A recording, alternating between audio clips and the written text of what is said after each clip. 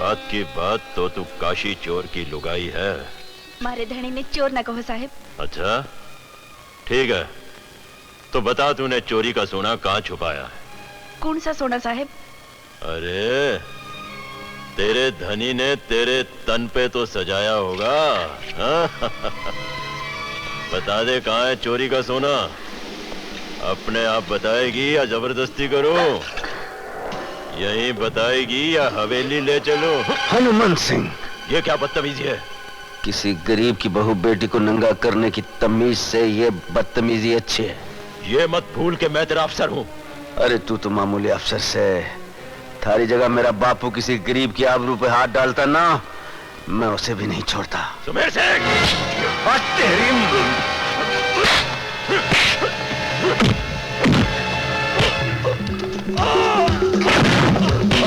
तमीज सिखा दो। सुमेर सिंह! सुमेर सिंह! ये सब क्या हो रहा है? कुछ नहीं जनाब, वो हनुमान सिंह जी ने जरा फौजी दाव पे सिखा रिया था। हनुमान सिंह, सुमेर सिंह ठीक कह रहा है ठाकुर साहब, हम ऐसे ही दाव पेच का खेल खेल रहे थे। करेक्ट है जी, करेक्ट है बिल्कुल। मैं नहीं चाहता था हम दोनों के बीच को तीसरा आए। याद रखना सुमेर, हनुमान सिंह कभी भूलता नहीं। याद आ जाए ना तो मन ने भी याद दिला देना। तमीज का जो सबक अधूरा रह गया उसे पूरा कर दूंगा।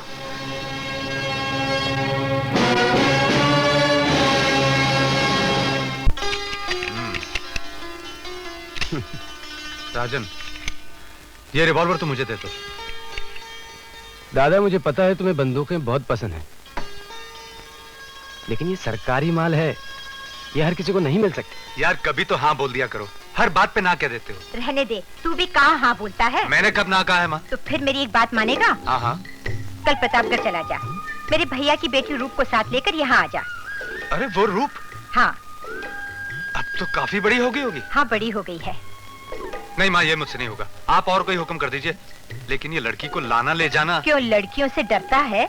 लड़कियों से नहीं माँ, लड़कियों के साथ जुड़ी हुई जिम्मेदारियों से डरते हैं हुजूर। इसलिए तो आज तक इसकी शादी नहीं हुई। माँ, शादी तो जिम्मेदारियों की लाइन पे एक आखिरी स्टेशन है माँ। अपने दादा तो बस कुंवारा गढ़ पे अटक गए। आदमी कुंवारा गढ़ पर नहीं, शादी गढ़ पे अटकता है। अच्छा ठीक है, तू मत जा। राजन तुम चले जाना। हाँ हाँ। माँ, मैं तो नहीं जा पाऊंगा, पर रूप को लाने के लिए मैं सुमेर सिंह को भेज दूंगा। सुमेर? लड़की को लाने सुमेर जाएगा? कभी नहीं। दादा, पुलिस स्टेशन के बाहर आपके दोस्त होने के नाते वो हमारे बड़े हैं, पर पुलिस स्टेशन के अंदर बड़े साहब हम हैं। हो सकता है वो तुम्हारा कहना टाल सके, पर जब वो जिम्मेदारी के लिए हाँ कहेगा उस वक्त मैं उसका चेहरा जरूर देखूंगा।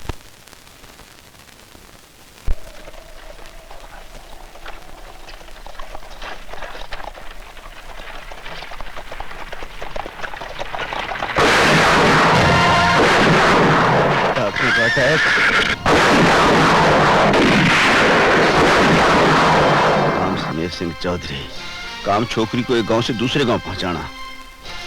पुलिस की वर्दी पहनकर पंगा ले लिया मैंने। मरवाने वाला तो विक्की है ना।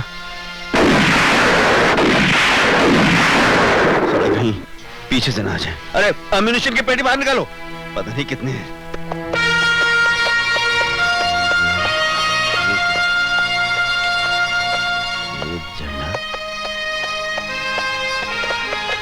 डाकू डर गए, डाकू डर गए। उन्हें पता चल गया कोई फौजी पुलिस में आ गया।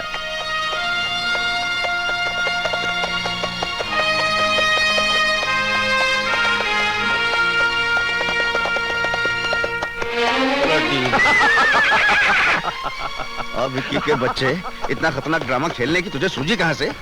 जी मैं तो दो एक रख के थोबड़े पे। दो घड़ी के लिए तो तूने मुझे सचमुच का डाकू मान लिया था ना। और दो घड़ी तू कहीं आवाज नहीं देता ना तो वहीं ढेर हो जाता। तो क्या होता, जिंदगी भर अपने दोस्त के लिए रोता रहता। हाँ रोता रहता, पर ये हरकत की क्यों तुमने? तूने जिम्मेदारी का वादा तोड़कर जिम्मेदारी ले ली ना, और वो भी एक लड़की को ले आने की। मैंने सोचा चलो यार का तमाशा देखे। और अगर हम दोनों का तमाशा बन जाता तो दुनिया देखती। हाँ दुनिया देखती। अच्छा, कि 2-6 फुटे लंबे हो गए। अच्छा चल चल, जिम्मेदारी दिखा। थोड़े से घूंघट में देखा है, बड़ी सुंदर है तेरी जिम्मेदारी। सुंदर है? और वो रूप कुंवर जी, ये मेरा यार विक्की है, ठाकुर विक्रम सिंह।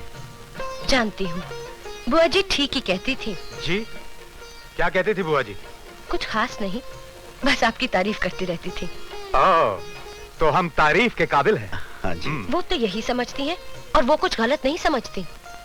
और लुटेरे के रूप में देखकर आपका ख्याल क्या है? कहते हैं भगवान लुटेरा बनाए पर लुटेरे की सूरत ना दे। लेकिन हमने तो आज तक किसी को नहीं लूटा।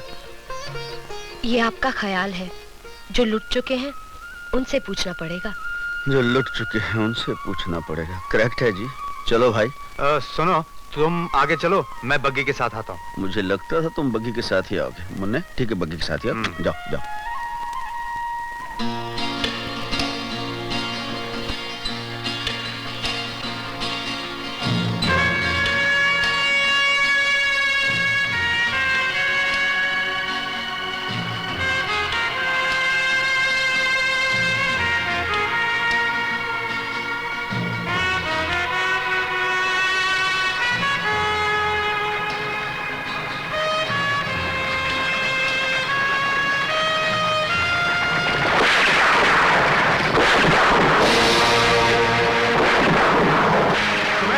सचमुच के डाकू आ गए। ब्लडी वेल, कभी सरेंडर करा दो।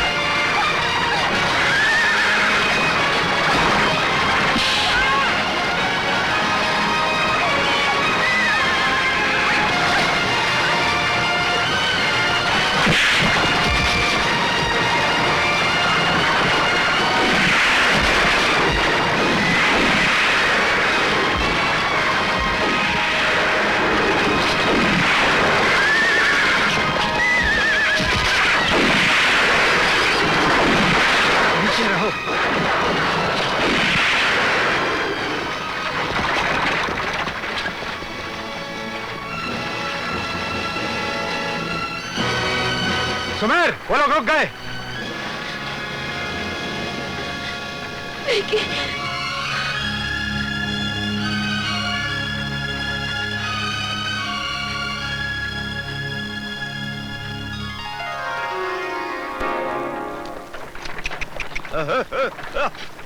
देखिए, रास्ता लंबा है, आज रात यहीं गुजार लेते हैं।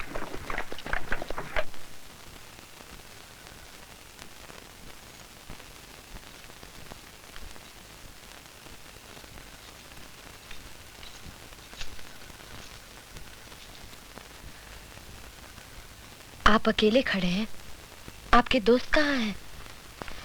कौन सुमेर? वो फौजी आदमी है, रम शम पी के कहीं पड़ा होगा। आप भी तो पीते होंगे। पीता हूँ, मगर आज पीने की जरूरत महसूस नहीं हुई। वैसे ही बहुत नशा है। कैसा नशा?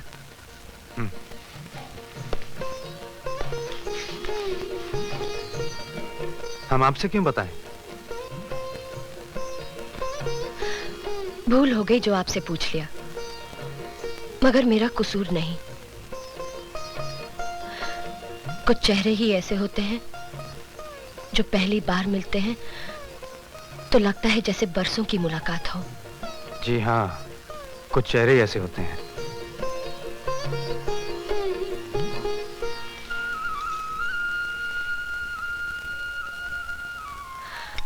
और कभी कभी ऐसा भी होता है कि नजर चेहरे को छूकर पलटती है तो पहचानी नहीं जाती और ये सब अचानक हो जाता है। जैसे फूलों पर चलते चलते अचानक कांटा चुभ गया हो। या फूलों में छिपे किसी कमबख्त ने डंक मार दिया हो, और दर्द इतना मीठा हो कि जी चाहे जिंदगी भर अच्छा ना हो।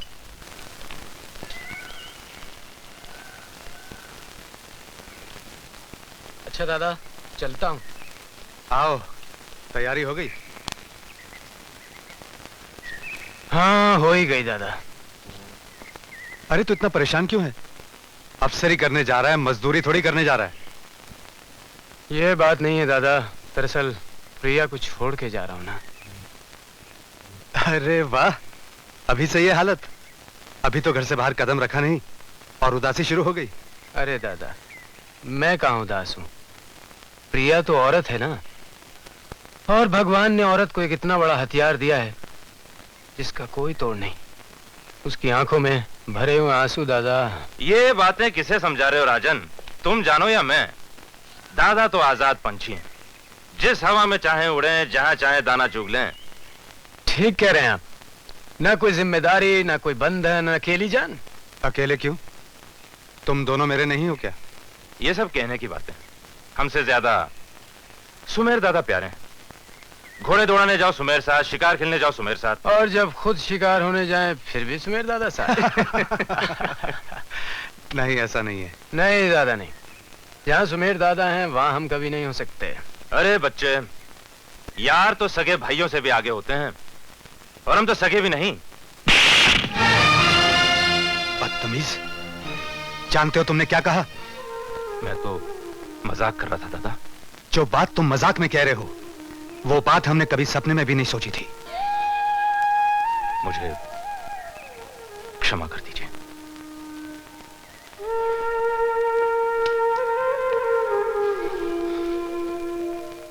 क्षमा तो मुझे मांगनी चाहिए।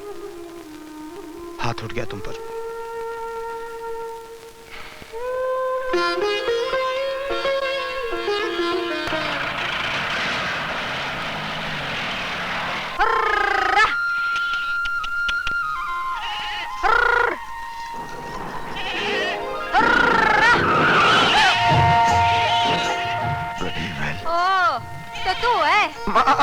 दिते फूट गए के?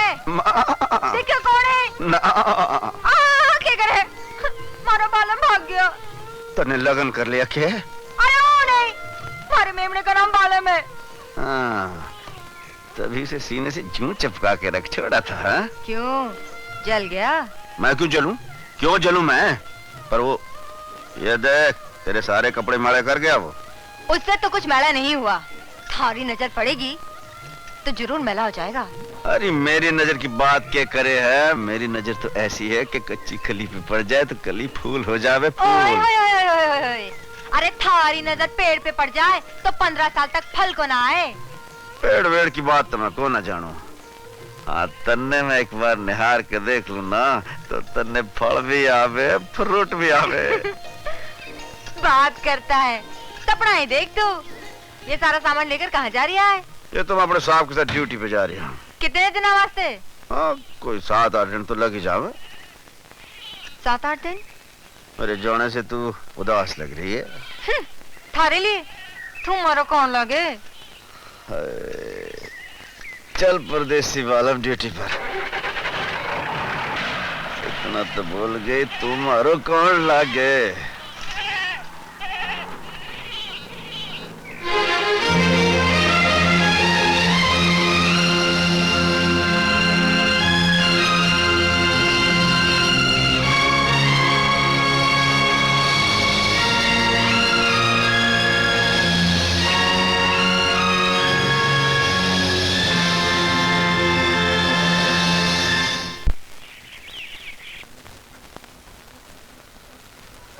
ठाकुर साहब ने बोल लो लखिया दादा आए हैं, बहुत जरूरी काम है। अच्छा, अभी बुलाता हूँ।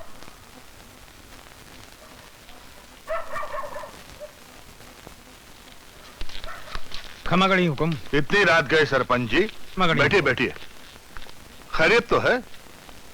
माफ करना हुक्म, जो रात में तकलीफ दी, पर खबर इतनी जरूरी थी कि सुबह का इंतजार न कर सका। सीधा शहर से आ रहा हूँ। क्या बात है? सफेद टोपियां वाला ने कुर्सी संभाल ली, नए नए कानून बना दिए, घोड़ा गधा सब बराबर। पहलियां क्या बुझा रहे हो सरपंच जी? कौन सा कानून पास कर दिया है? कुछ कहने से पहले जबान जल जाए, पर के बताऊं हुकुम। कानून बोले है जमींदारी खत्म।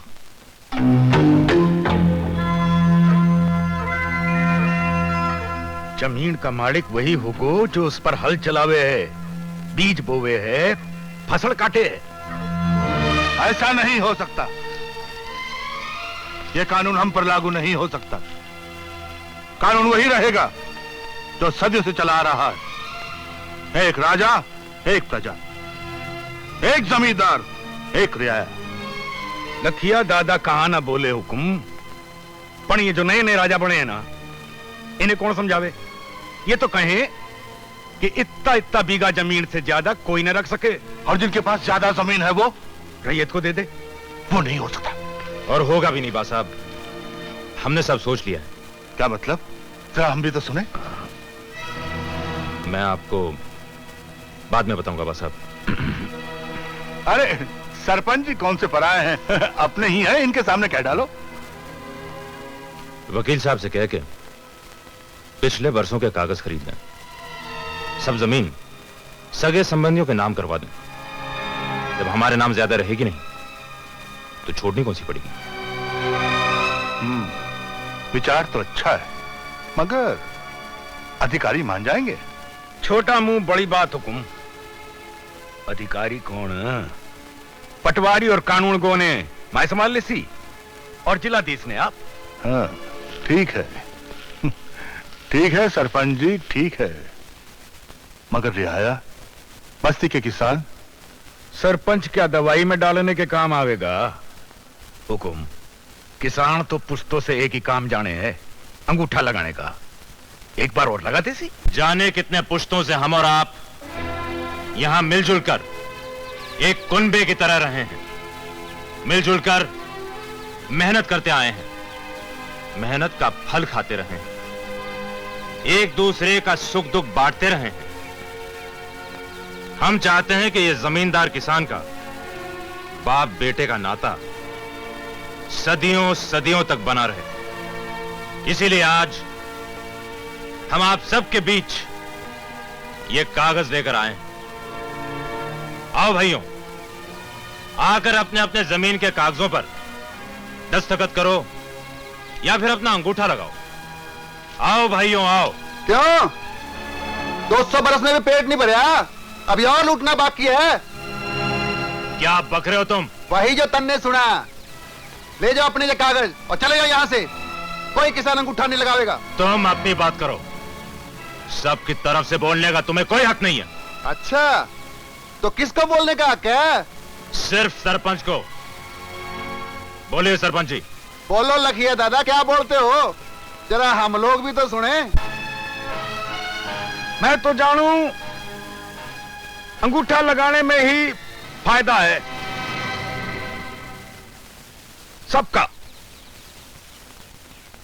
नहीं लगाओगे तो हो सकता है सरकार जमीनें तुम्हारे नाम लिख दे। पर जमीन लेकर क्या करोगे? हल कहां से लाओगे? बैल की जोड़ी कौन देगा? बीज कहां से आवेगा? फिर भीख मांगने निकलोगे। सरपंच जी, आप इस बात की फिक्र ना करो, हम किसान भूखे मर जाएंगे, लेकिन अपनी जमीना को अपने नाम करवा के रहेंगे। हम इन लुटेरों की चाकरी नहीं करेंगे। तुम लोग हद से आगे बढ़ रहे हो। तुम हमें धमकी दे रहे हैं। तुम अच्छी तरह जानते हो हम खाली धमकी नहीं देते लाखन। और तुम भी अच्छी तरह जान लो कि कल का हाथ जोड़ने वाला किसान आज हाथ उठाना भी सीख गया है। तो भाइयों, ले जाओ अपने कागज यहाँ से, इन पर कोई दस्तखत नहीं करेगा। देखते क्या हो, मारो सारे को।